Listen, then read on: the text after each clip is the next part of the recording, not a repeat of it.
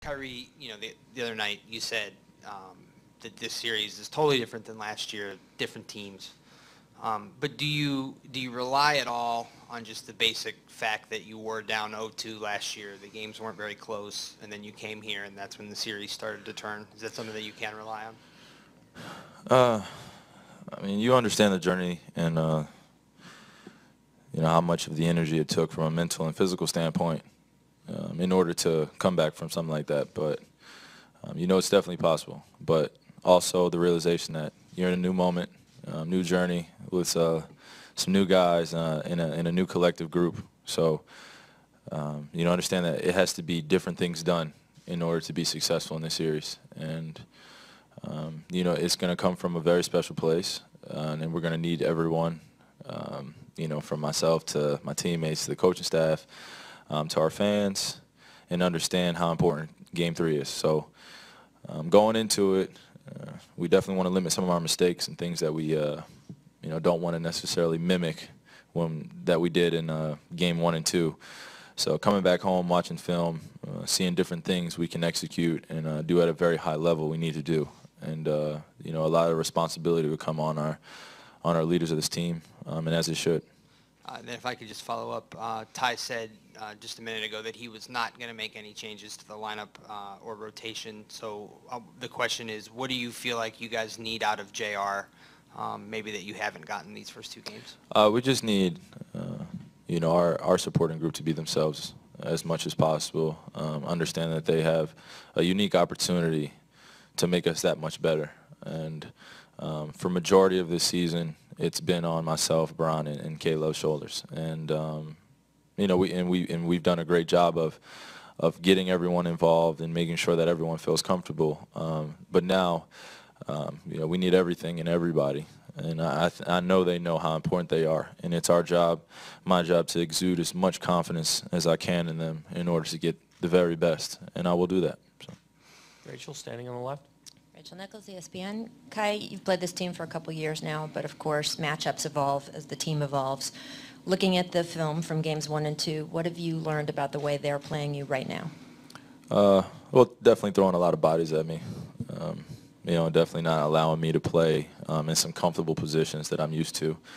They have the ability to, definitely take away some angles that are there for a split second. But if you don't take it at that split moment, then it can very well close up. And you're just playing against one or two defenders, and they're throwing a few bodies at you. So now you just make adjustments. They've thrown their game plan out there, what they're not going to allow me to do, and now I'm got to figure out what I want to do. And that's not necessarily wait on whatever they're trying to limit me to do. So, and I know how important I have to be in order to go forward for us to have any chance at this series. So, I relish in that challenge, and I can't wait for it. You're lucky in that you not only have teammates and coaches here, but also you have a dad, family who really actually knows the game. Have you gotten any advice from the home front?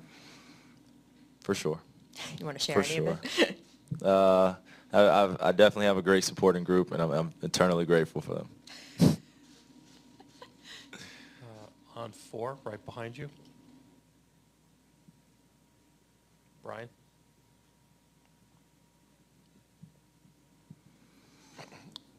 Brian Mahoney, Associated Press. There's obviously been so much talk about the pace and the speed of the game, and just wondering, as a guy who's on the floor and probably, I assume, one of the fastest players on your team, are they that different than Boston, Toronto teams you've been playing? Is it, do they get down the court quicker, or is it just they do things better?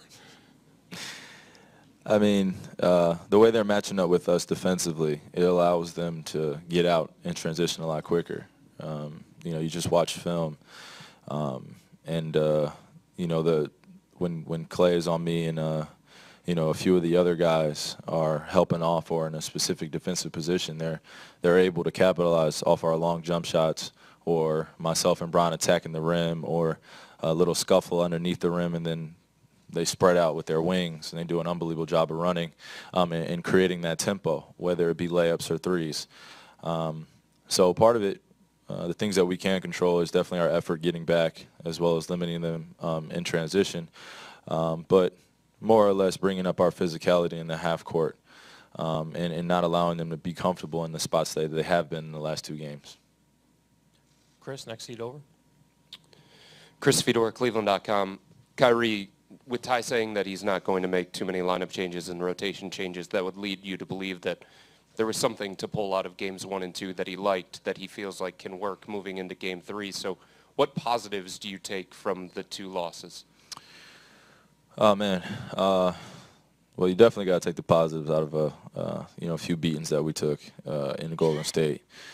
But when you watch it, it doesn't necessarily seem as bad. When you rewatch the games, because you understand that the things that you can't control, they're just kind of boneheaded plays that you're just like, oh man, we can be better. We can be better. And whether they're speeding us up or whether they're getting in our chest or challenging us, we need to hit back. And it's as simple as that. They're an incredible team.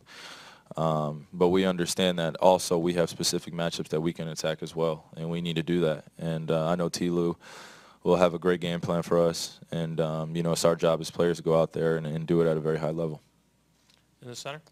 Kyrie, Spencer Davies, Basketball Insiders. Kind of, branching off of that, it seems like in the third quarter, that's really where they've created their separation.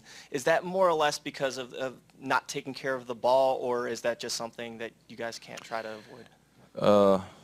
Well, the importance of the third quarter definitely has to be a main focus of ours, especially if we have any chance in the game, because the last 2-3 quarters, they've come out and jumped on us and done it in a very significant way. So, whether that it be a quick foul or a quick three-pointer, and it gives them that confidence in order to spread out this league and to lead, and we allow them to feel comfortable, then it could happen like that, and it could change in a matter of freaking 30 seconds with this team. So, this is an important test for us, and we need to be as prepared as we can be, and we will. And you just get excited thinking about it, because we know we can play better. And then for you individually, just from the tip, do you think it's going to benefit you most by just getting the ball in your hands early, kind of how it worked for Kevin to get him going early, just putting the ball in your hands and having, you get into your offensive flow like right away? Whether I have the ball in my hands or not, an impact needs to be made on the game, and that's where that stands. Scott, Michael, last 2. Kyrie, Scott Sargent, WFNY, kind of piggybacking off the preparation. You guys have obviously prepared for these guys. You've played them.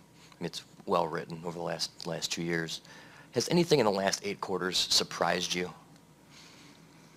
No, nothing's really surprised me. When you're out there and they're going at a high tempo, you're definitely like, okay, that week that we just had did nothing for us. That week that did nothing for us. And as much as you want to work on, going through their plays and their splits and their actions, there's nothing that can imitate Kevin Durant popping behind a three-pointer and shooting a tough shot that you've contested, or Steph coming off a pin down and guys setting good screens. We used game 1 and 2. We got our asses kicked, and now we're here at game 3, and we have a challenge in front of us. So, Michael, last question here. Kyrie, Michael Grange from Sportsnet in Toronto. The finals have been a great platform for Tristan Thompson the last couple of years. What can he deliver to help change some of the momentum in a game, in game 3, for example? Well, of course, a lot's going to be made.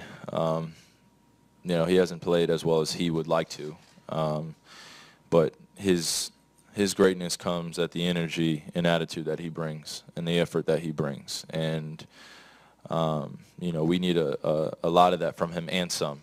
And he can deliver that for us, and he will. So, like I said in the beginning, I will exude as much confidence in my guys as much as I need in order to get what I need out of them. And especially for us to be successful as a team, we need him to be who he is and some. So, Thank you. yep.